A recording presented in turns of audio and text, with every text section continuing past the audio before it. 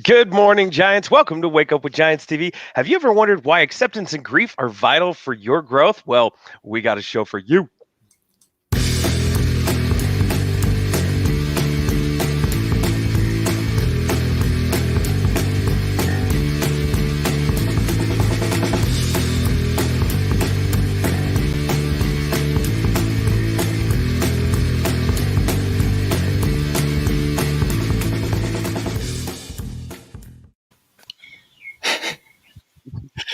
Morning, guy. Good morning. Yeah, I didn't know if you were going to Good go. morning. Now we're awake. Good Now morning. we're awake. Yeah, beautiful morning. We Maybe got it's Dr. not Rachel morning where Smart they're with at. us. I don't know. Yeah, maybe it's mid-afternoon or late evening. Whatever it is, future. wake up. Yeah. Wake up. So we got a great topic this morning. Dr. Rachel Smart's on with us, and we're going to talk about acceptance and grief and why they're important steps in reaching your giant potential. And so, Rachel, welcome. I don't know if everybody knows you. Do you want to give a brief intro of who you are, just real quick? Well, I am part of the tribe of giants, the League of Giants, and just helping others become giants. I'm also a naturopathic doctor, and I help people feel good, look great, and prevent the sneaky diseases through right thinking and plant-based eating. So that's a little bit about me. Nobody knows this, but Rachel is 120 years old, and you would never guess. She found the fountain of youth. That's how good she is at what she does. It's going to cost you to say that. Yeah. Vials. I sell vials.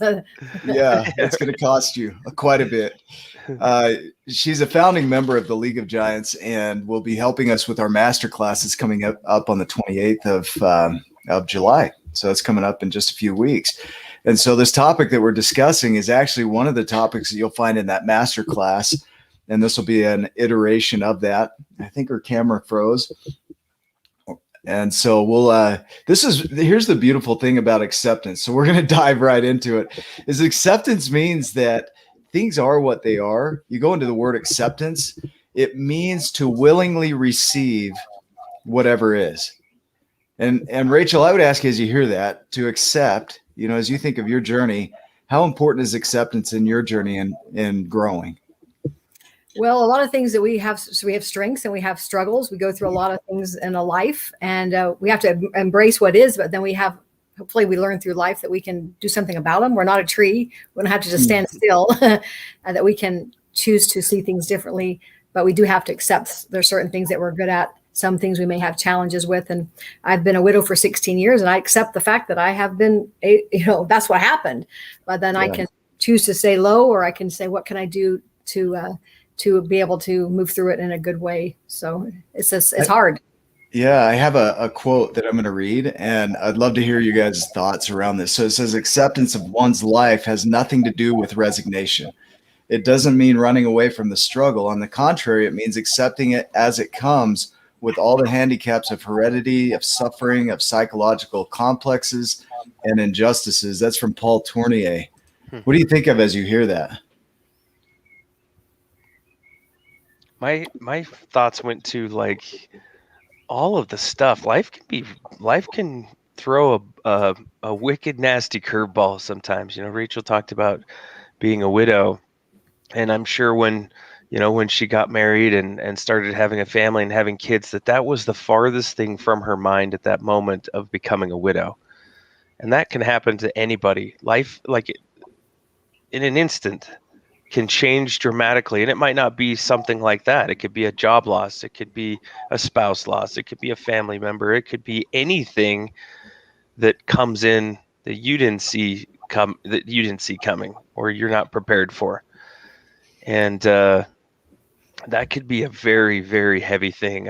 I've been through some things in my life too, where loss of a loved one, a family member, some friends that have been in some traumatic car wrecks, where it changed their entire life in just one fraction of a moment. And so I hear that and I think, okay, yeah, you don't give up, you persist, persevere, and do all these things. But when you're in that, it's way easier said than done. So what do you do to when life happens, when that curveball comes through? where you get hit by a pitch Yeah. Yeah. of sorts, because it's more of a, you didn't see that curveball coming, or you get hit by the dang pitch, 90 Yeah. mile an hour fastball, and it hurts like a mother. I want to speak to that a little bit. Yeah. You know, acceptance, if you're not accepting it, a lot of times you're resisting it. Like, you don't want it to be what it is. And if you're resisting it, then there's no forward momentum in that. You're fighting what is. And so all of your attention and energy and time goes into that resistance. And so acceptance, I think JP Morgan said it. He said that there's two versions of acceptance: accommodation and allowance. And allowance is that you can allow for these things to occur in your life. There's enough space for that to occur. Accommodation is you give it room and board. It's like these negative things occur in your life, and you're just like, that's going to take over. I'm going to accommodate that. That's going to rule my life. Whereas allowance is, it's going to be in my area. It's like a bear in the field. I think we talked about this. When there's a bear in the field, you don't go out in the field and start fighting the bear. It's a battle you're going to lose. You kind of allow the bear to be in the field because it kind of belongs there. Accommodation is inviting the bear into your home, or going in and fighting the bear when it's just being a bear in the field, right? And life is kind of like that. When we have some difficult situations or challenges, accepting isn't agreement. And I think that's where people get hung up. It doesn't mean that you have to agree with it or that you're resigning to it. It's you're just allowing space for that thing to occur in your life. Does that make sense? You know what I think, and I'm just, resisting things. I have a brother that has a spina bifida, and he was born in our family, the only boy, and he had probably 13 surgeries, is always having struggles. He's always resisted. I'm not that, we try to hide him. My parents tried to do the best they could, but they thought, well, keep him away from talking about it, just pretend it didn't exist and just keep him through.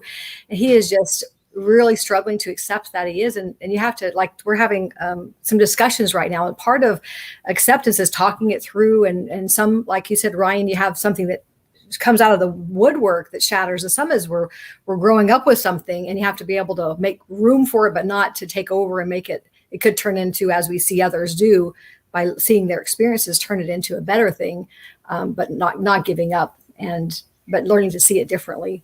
Yeah, I'm listening to a book called Running on Empty right now, and it talks about children of neglected children that maybe didn't get taught certain things.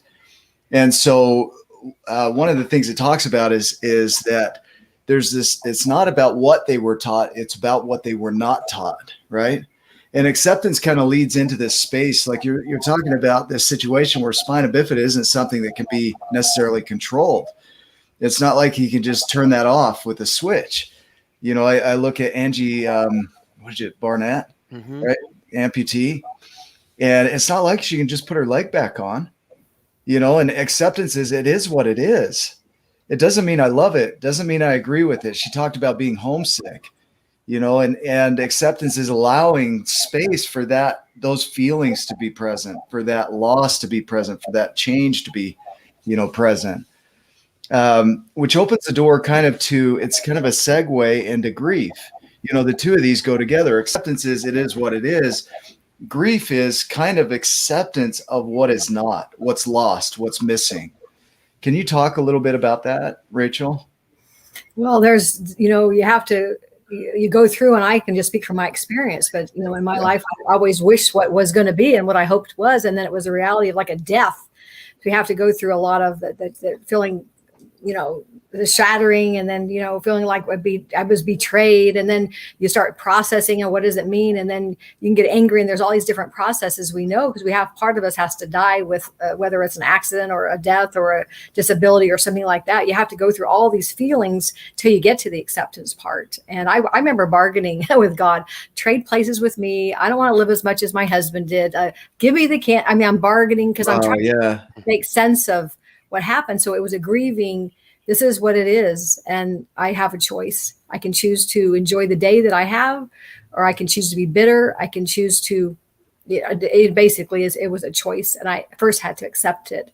And then I could look at it with the right, perspective. And sometimes we have to go back and forth with all these feelings. Yeah. But, being a giant in the League of Giants, we draw on each other. we have mentors that we learned how to look at something with better eyes and have a better, clearer perspective, so that we.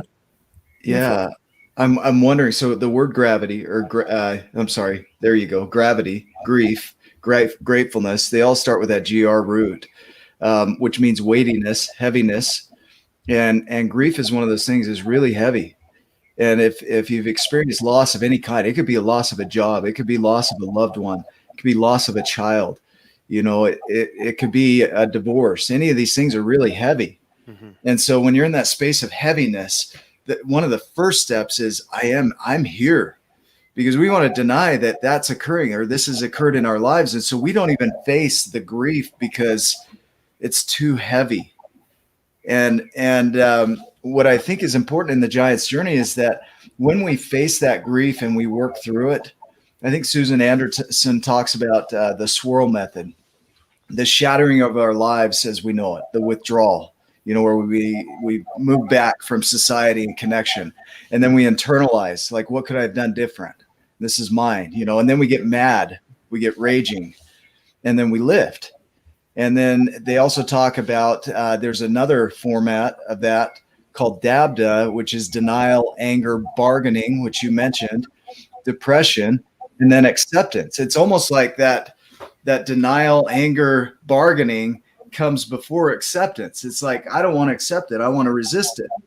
But as soon as we can get into that space of accepting it, then we can move into, well, my life was shattered. I've withdrawn. I've internalized this. I'm angry about it. And you work through that. And in both cases, you start to lift, and that weightiness starts to drop off, and it no longer impacts you. Did you find that to be your case? Yes. Experience? Well, I think that feeling those emotions of being and once you go through a hard blow in life, then you get better for the ones that are coming, because you can, you see it differently. But I was talking to my sister yesterday, and she's a teacher. Yeah. She's an author as well. And she said when she was in the classroom, because we were talking about emotions and how do we find peace with life, but children, we had got on the subject. And she says that she puts the kids, when they're doing something wrong in the classroom, she'll show them a picture of three faces, a smiley face, a happy face, or an angry face. And they say, which one are you? If you're younger, they point. And if they're older, they write it out. And then she says, we're going to go to the thinking station. And I thought, the thinking station, I love that, versus timeout, Spent a lot of time in the thinking station. They're going to the thinking station and say, let's talk about your emotion and what it really means and how can we see it differently. So we're teaching. That was a really good thing, instead of timeout, get angry in there, but thinking about, how do I feel? It's okay to feel the feelings and lift it and go, how can I show up better without hitting somebody, or about, just, in our grief, just say, I'm not doing nothing. I am just going to lay low, and my life is over. So I don't know. I think you have to process the emotion, get in the thinking station, and then embrace what today is. And just, if you're going through a really bad crisis, I say, let's just work on one moment at a time. Not too much too soon, until we get in the rhythm. I mean, it's I went to the gym this morning, and I think about that, like the weightiness. There's weights anywhere from 2 pounds all the way up to 150 pounds, right? In my mind, I think I want to go lift 150 pounds. The truth is, my body's not set up to do that, right? So if I go pull 150 pounds, I'm going to pull something in my back, and I'm not going to feel too good. But if I can start on the smaller weights and move forward, I can progress toward that, where I can do the heavier lifting. And in grief, it's almost like we want to just take on the whole thing and get rid of it all at once. And what you're describing here is that when you chunk it down and make it into the smallest possible steps, like some days, all you can do is get out of bed when you're experiencing grief. It's part of that process. So if that's all you can do, and that's your giant step for the day, or your small step, then you do that. It's one thing. Mm-hmm. Well, sometimes too, I think just finding peace when we're talking about acceptance and grief, we're trying to find out how we can best serve the world and be the giant. And I remember talking to my brother when he was just struggling with accepting the challenge that he had. It's not fun. He's limited in a lot of things. And I said, well, you have, what if we walk in the door, instead of putting our head down when you walk into a restaurant, well, you put it up and say something funny, like you use another strength to go, just be a standout of that you got something to offer instead of going into the rut that you just close in and then look down and be depressed and don't go out of your house. So, I you know, like I think, shifting those emotions or the energy, and changing that perspective to a different form. Yeah. And there's a choice in that too, every time. You know what I find interesting is that your body and your thoughts interplay. Like sometimes your body, the feelings in your body will influence your thinking. And sometimes it's the other way around. Like you'll be thinking thoughts of sadness up here and it'll influence your body. So your body starts feeling that. Or you'll be going along and your body's feeling that deepness, that heaviness, and you don't know why, and it will influence your thoughts. And it's so intertwined. It's enmeshed. We talk about enmeshment in relationships. Like your thoughts and your body are so enmeshed that it's really hard to distinguish. So when you're talking about lift your head, your thoughts can influence your body.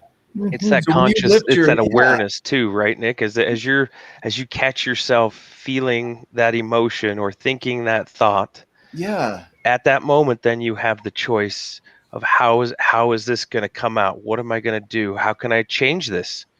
You can change right instantly. You can put a smile on your face. You can do something different. It's deciding to stay in that energy, be in that energy, or go through it. Now, I think it's a good thing to feel through those emotions. I'm sure those emotions still come up sometimes, Rachel, where you're sitting at home and you look through a photo book or you have somebody say something that triggers a memory or a thought, a feeling.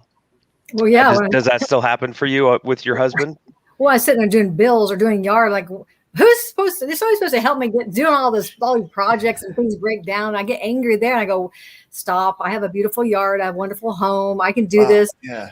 So words are powerful. When I catch myself saying, and I've learned, it's not that I knew it right out of the gate, but you practice what you're, like you mentioned, Nick and Ryan were talking about how we can shift things. But when I catch myself saying, oh, poor me, or what a loss, a wasted life, I go, I can choose to feel sad, depressed, overwhelmed, which is part of it. Or I can choose to say, well, I'm alive. I have health. I got a lot of things to look forward to. And I start looking at, I have a beautiful yard. I've got wonderful children. Or if I had no children, I have opportunities to help another child. You start thinking about, wow, how to let go and maybe forgive what was. Learn to see. I'm having an idea around this. I think can be very helpful. Brief grief, right? Brief grief. The idea that we have micro moments of grief where we have these moments that come up. A moment literally means a minute and a half. We use it to mean a little faster than that, but you have this moment of grief, like anger and bitterness. And then you can shift it. Like you can either stay in that and carry it forward, or you can quickly shift that into something more positive. Like when you go into the shame mode, let's say that you experience this sadness and this rage about what is. You could go into shame about feeling bad about having those feelings. You can go into shame about the loss and all these things, and it keeps you stuck in this cycle where you don't come out. Or you can just accept it and allow for it to be present, and it is what it is. And then from there, okay, now what? What do I really want to create? Well, part of it too is thinking about what could be worse. It could be worse. Yeah. Wow. I've been to India. I saw what it looked in a third world country, and I think, wow, things could be really. There's always something that could be worse, and always something could be better. And it's called gratitude. I guess that's where you start shifting is gratitude. Yeah. And thinking of what you're grateful for, because it shifts your body. And then you went to work out this morning. Well, I did too, because that gets my head right. So movement, like habits of like water, what you do to put in to lift your head and your heart and everything else, you can shift to where what the outcome comes, because you can't like just putting your head down. I feel sad or sadder, versus just get your head up. That's just one little thing you could do just to change some psychology. Or I like what Diana said too. She talked about shifting the energy and making a new memory. So as we go through those emotions, and some of them are really heavy and have that weightiness, like that Nick talked about. Amy Bingham lost a son That was a huge thing, to lose a son, and you lost a husband. That's a big deal. That's a really big deal. And so you feel through those, but the longer you stay in that heavy emotion, I'm imagining that over time that becomes your story or your memory, and it gets heavier and heavier. And it can. We talked about wheel ruts the other day. Yeah. And getting out of those ruts, and your brain's interesting because the more you do something, your brain strengthens that connection. The myelin sheath gets stronger, right, Nick? So we Yeah. talked about this, and Nick was impressed that I even knew what that was, because we talk about it all the time. So, but you do that over and over again. Well, make a different connection, make a different memory. Choose to do something different. It could be difficult at first. Maybe it's not. Maybe you're really good at it right off the get-go. Maybe you're not. People aren't. Yeah. Yeah, Yeah. and that's okay. But then the more you do that, the more you persist, and I want something different. I want to change my perspective. And the more you become conscious of that, and the more you do it and flip that energy and make a new story, the easier it will get. It's not dishonoring the former memory, or the spouse, or the person that passed away, or whatever thing was weighty or heavy at all. It's not disrespecting that. There's a space for that still. Well, I think too, it's like compress that time where, like, when you're younger, getting angry over something, it's like it takes you weeks to get over it, or years. Yeah. Talk to my daughters about their cattiness. It's like they'll remember that stuff forever. The boys, they'll punch each other in the face, and then 5 seconds later, they're okay again. They're buddies. Let's go play. Yeah. So just be like a boy, punch each other in the face, change that time gap, right? Yeah. Yeah. I think, well, like even learning, I coach clients sometimes, and they get frustrated with a project that didn't go well, and they can get mad for a long time, where you go seconds, because it's a practice, like you said, Ryan, just little bits doing it right. And then through time, you get better and better. And it doesn't mean you take away, I'm feeling sad or angry or lonely or bitter or rageful or whatever, but you compress the time, you allow that moment. For some moments it's years, but try to get it smaller, that you can find the joy and get back to the things that honor. It's all a story. Dr. Steve Maraboli says letting go, and this is what it's about, is letting go. It isn't about having the courage to release the past. It's about having the wisdom to embrace the present. And Steve Hardison just mentioned the tow truck experience. He's driving home from California, his tire blows. And if I was in that situation, there's a possibility that I might have shown up a little bit angry about having a blown tire. He calls me up excited. You're not going to believe what happened. I'm like, what? I blew a tire. Whoever's coming is going to have the best next few hours of their life, right? He looked for opportunity in the loss. I never wished I was a tow truck driver so much. Like that opportunity for a couple hours to sit with Steve Hardison. Yeah. That's the best view ever. But and what happened? Like, he invited him just home. Like, miracles happen. He expects miracles. But it's all about that perspective. Like when you can accept and allow, and then move into going, like, grief is not a negative thing. Grief is a process that our bodies go through to get us back to functioning. But when we resist it, it will find a way through. It will seep through the pores until you face it. And so we might think that we're acting tough and strong and stoic. And the problem is that you haven't faced your grief. When you turn around and really sit with it and allow it and then move through it. I went through a divorce. I had to work through a lot of that grief. I had a great conversation with my ex yesterday. Powerful, loving, friendly conversation with her. We're not getting back together, but we're friendly, right? Like, that's because we're both moving through that grief. And so when you face it, that demon, that dragon that you think is so big is actually your friend. It can be. Yeah. So powerful. Any other thoughts? Well, I think when we talk about grief, I mean, you talk about a divorce, it's kind of a wrenching, a death the love wrenching. But I always say stuck is good, a good place, because that's when you take time to, really think about what it is that you are, what you're not, and going off to the space of, you talked yesterday on going out to nature, getting into that present moment where you go, what I really feel without all the stuff going around me. So I know inside of myself what I can be. And then there's certain things we can do to, I think tears are the greatest expression of love. If you're dealing with death, because we're humans, they're the only ones that ever show tears. Animals don't do that. So when I have somebody that's going through what I went through, that's the greatest expression of love is tears.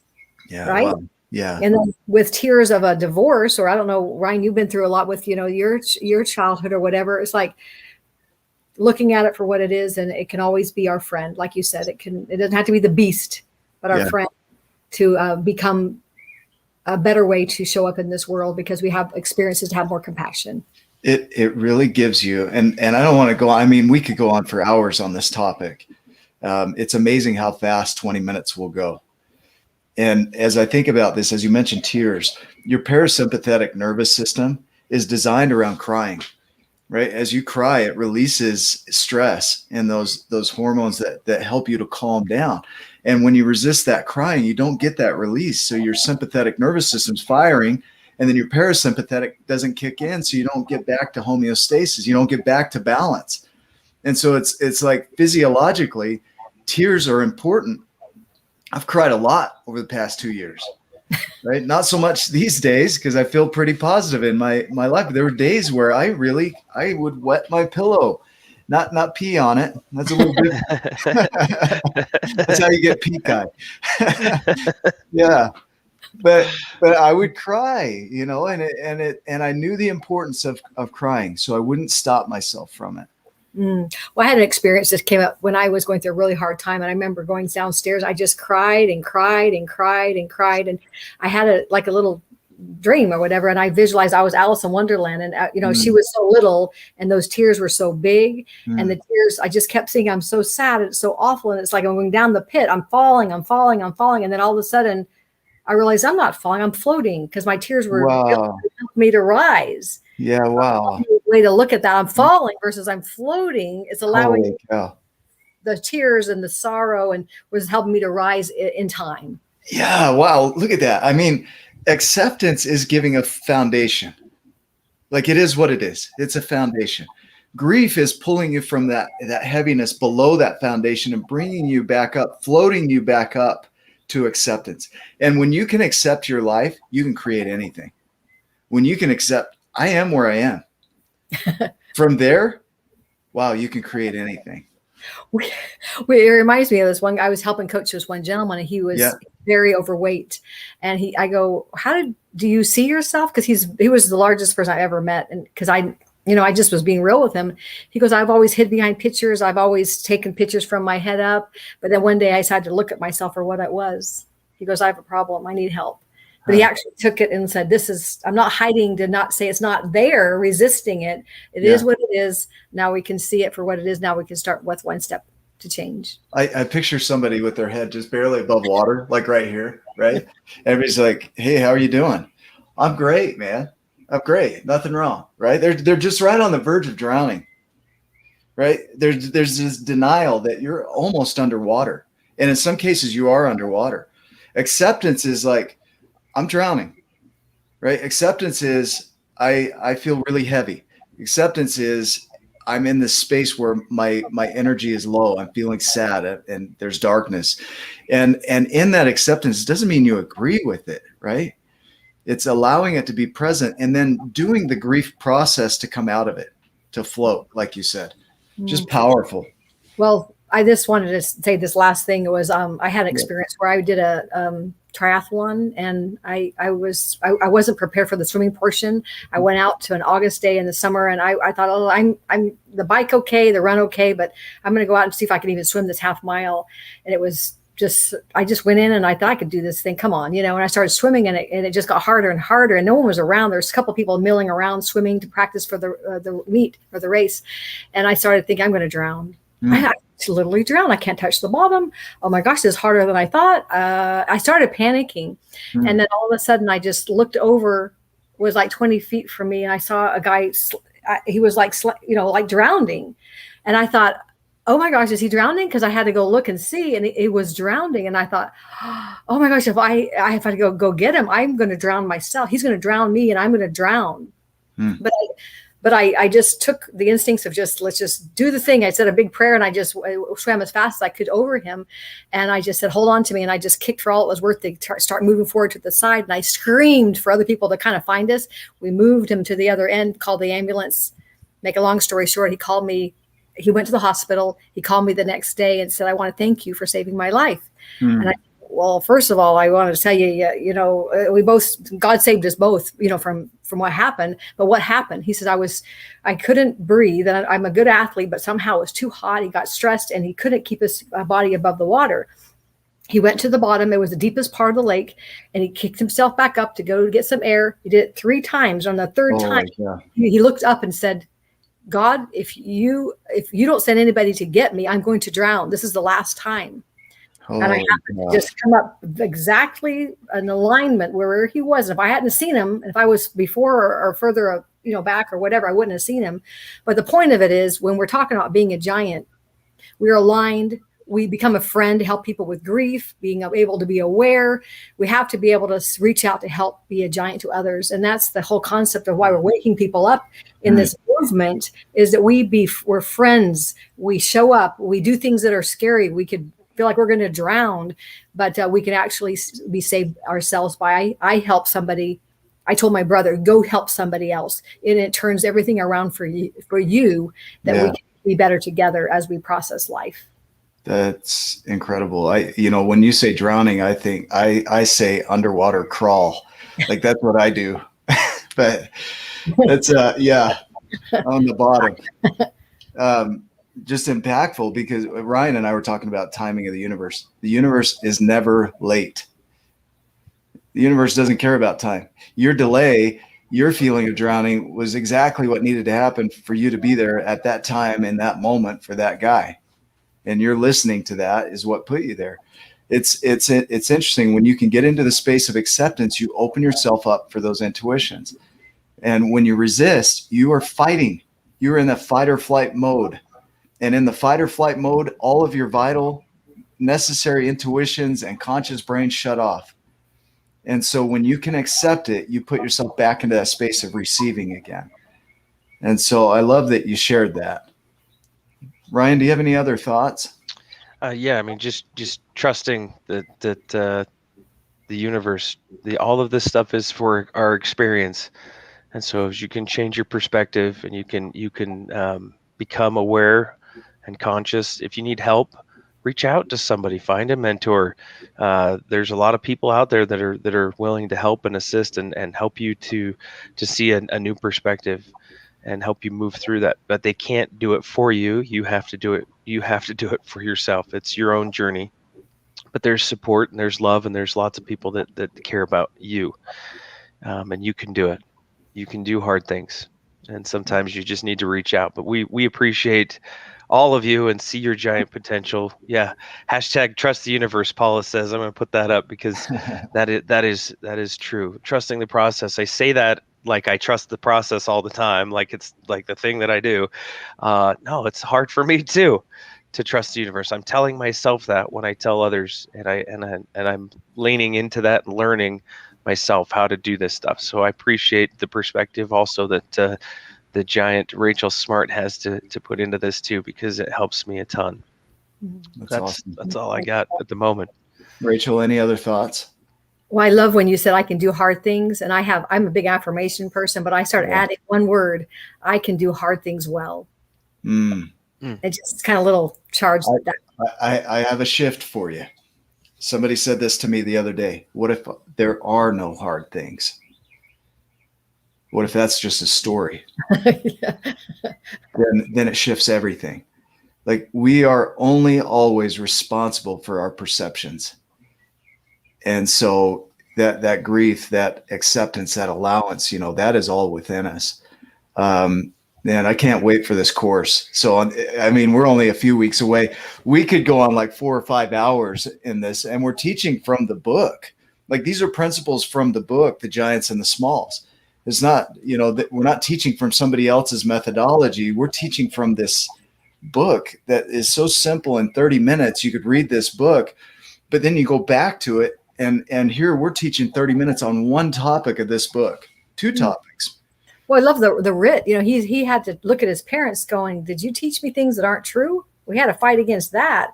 So we have things that we learn and we have to unlearn because we didn't really learn it right, or we learned it like Brian, we are at the right place at the right time, but we know that we're trying to progress and enjoy that journey. And it's all in here, all of it, all right within the skin you're in, Yeah. Well, guys, thanks for watching. We appreciate you being a part of this. Go make it a giant day. Allow for what is, grieve what is not, and keep moving forward in your giant journey. And we'll see you in the next video. Love you too.